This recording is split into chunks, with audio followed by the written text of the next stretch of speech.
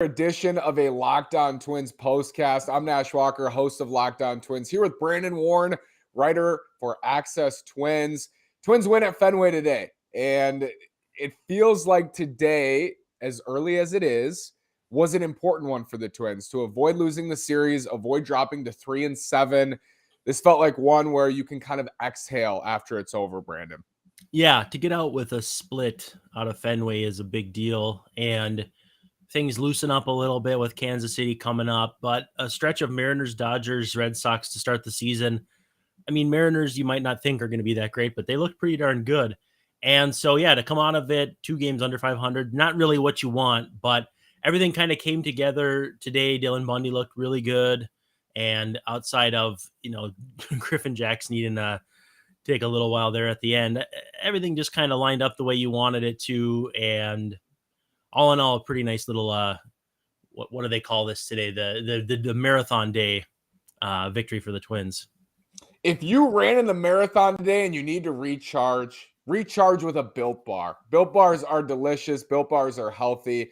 Every single time they find that amazing balance between a healthy bar and a delicious bar. For a type 1 diabetic like me, this is huge. Low carb, low sugar, low calories, way better than a candy bar. Go to Built.com, use promo code LOCKED15. They'll get you set over there at Built.com. Mention Bundy, Brandon. Wow. Dylan Bundy. Surprise story early on. I will say, J-Hap, I don't have the numbers behind it, but through 2 starts last year, I think got a sub-2 ERA and kind of fell apart. But why should Twins fans be hopeful about Dylan Bundy, or should they be kind of skeptical about what we've seen so far? Yeah, I'm still skeptical just because the velo is not where it needs to be. 88, 89 is just not going to cut it. But 13 swinging strikes on, I think it was 71 pitches today is definitely encouraging. And so, 6 strikeouts in and around the strike zone. The command was good. At least he's not 88, 89 with scatter shot accuracy, because then you're getting bombed. And, it looked solid today. Again, like I said, I'm a little bit skeptical.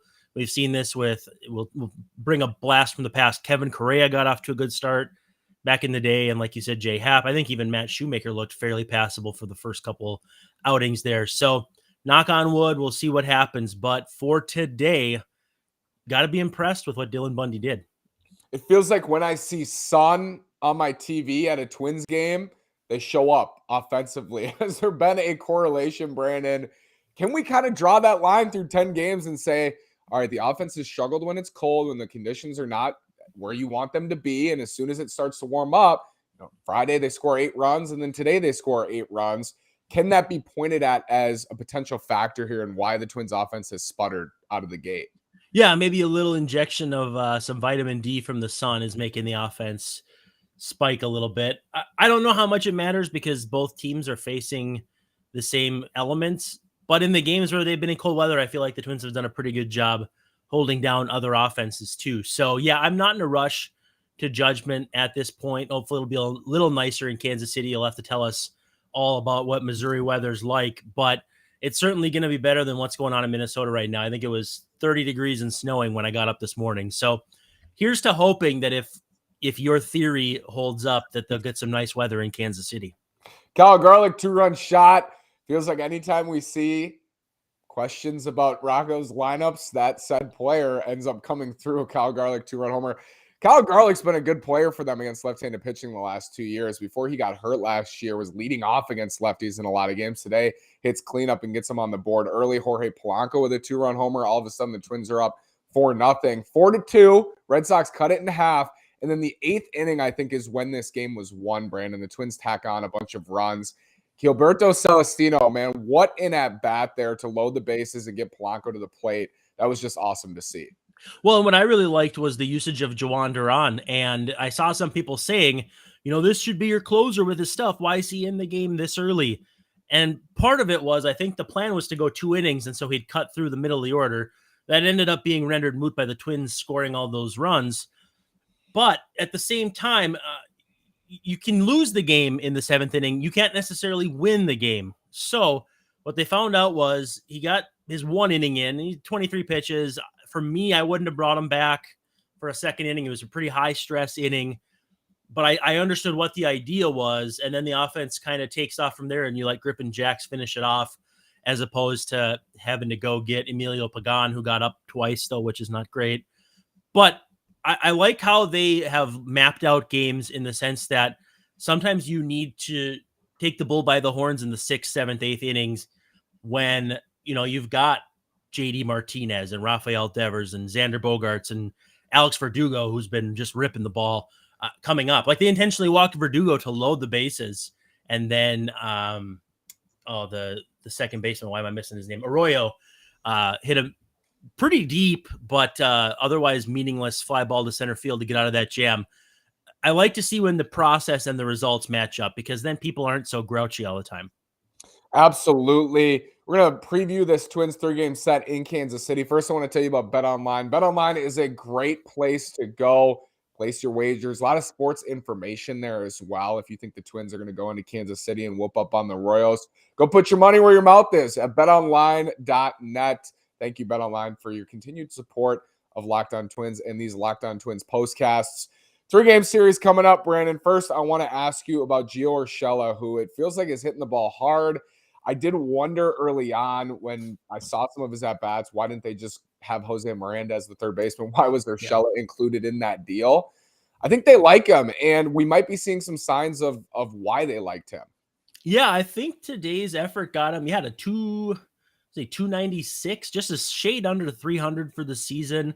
He's going to play solid defense, even on that basically swinging bunt there late in the game. He very nearly threw the runner out, and he's won a Gold Glove over at third base. So I think he's going to be a perfectly useful player. I think he's Mr. Right now at third base. He's not Mr. Right.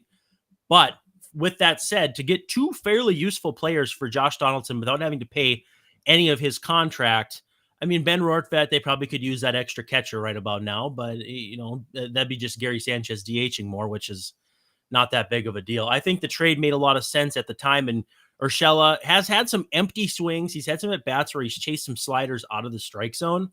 But all in all, I think he's a pretty nice player that if you're a good team, you got to have guys like Gio Urshela kind of in the background, hitting 7th for you, making all the plays at third base, and every now and then, getting a game-winning double down the line or a home run or something like that. I think he's a very dependable, very solid player. And if things happen at third base where someone forces their way up, he's going to be the kind of guy the glue guy who will go, all right, I can be a utility guy. I can play all over the place. I'm not going to pout about my role. He's going to be fine with whatever happens. And I think that teams need guys like that. I agree. Let's look forward to KC. There's rain in the forecast Wednesday and Thursday, but Tuesday looks okay. Fingers crossed they're going to play tomorrow night. Chris Archer against Carlos Hernandez, right-hander, 95 hard slider, but walking strikeout issues. Doesn't get the swings and misses with his stuff. Wednesday's Chris Paddock versus Daniel Lynch, who Keith Law picked as a breakout candidate, but just hasn't pitched well. Beat up badly. St. Louis had 3 homers. Twins scored 4 on him last September. And then Thursday's Joe Ryan against, of course, Zach Greinke. Brandon, what should Twins fans be looking for in this series? Again, 2 out of 3 right-handers, but feels like a series the Twins can take control of in KC. Yeah, it feels to me like the Royals are a team that's going to be kind of in that middle ground as long as they're relying as much as they are on the kids pitching-wise. And you've got Chris Bubich, you've got Brady Singer, you've got all these guys who were phenomenal in the minor leagues, and some of the guys were in college not that long ago, kind of like you, right? And so it's just showing the ebb and flow of how hard it is to build around really young pitching. And then to wrap up the series, you've got really old pitching in Zach Greinke, one of the few players in the big leagues who's still older than me. But yeah, this should be a chance for the Twins to go in there and heat up a little bit. I don't know what the temperature looks like for there, but I'm assuming warmer than, I think Boston was 40 something today, and it's 30 something here today. I think it's going to be a chance for them to get swing, and I think they've had some good swings in Kansas City in recent seasons. I'm looking forward to it. I also too just love watching them play at Kauffman Stadium, one of my favorite ballparks in all of MLB. Yeah, beautiful stadium, delicious barbecue. Can't go wrong there. I wish I was going for that series. Byron Buxton close to a return. Sounds like, Brandon, based on what we've heard, and I don't want to put you on the spot, but can we expect maybe Buxton to return next weekend? I'm hopeful that it could be even the end of this week. And middle of this week. But I'm on the optimistic side because I know they don't want to rush him. But at the same time, too, you can't play short for 7 days of a 10-day IL stint. I know is it still 10 days for position players and 15 for pitchers? Yep. So, I mean, if you're going to take up half that, what's the point in I know it's longer rosters, and I know they're pretty well protected with Celestino and all that, but I'm hopeful it's on the earlier side. I know you don't want to rush him. He's not only injury prone, but he's your best player. But at the same time, too, a lot of these injuries are flukes that you can't really account for. So I'm hopeful it's on the early side. But if it's next weekend, I'd be okay with that too. Brandon, do you foresee the Twins getting out of this at 6 and 7 or better?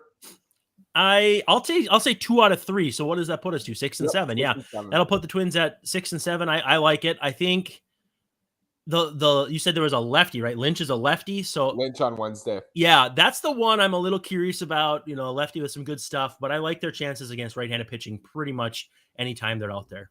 Twins win. Twins are 4 and 6, and it felt like very close to being 3 and 7 coming into today, but they make sure it doesn't happen. Brandon, thank you so much. We will be back tomorrow after hopefully another Twins victory to kick off the Royals series. And the schedule you mentioned is lightening up. They do have the White Sox next weekend at Target Field, so still a challenge this week in the American League Central. Brandon, thank you so much. We'll talk again tomorrow. Like, subscribe to the channel, Locked On Sports Minnesota. We're here every day. Thanks, Brandon. Thanks.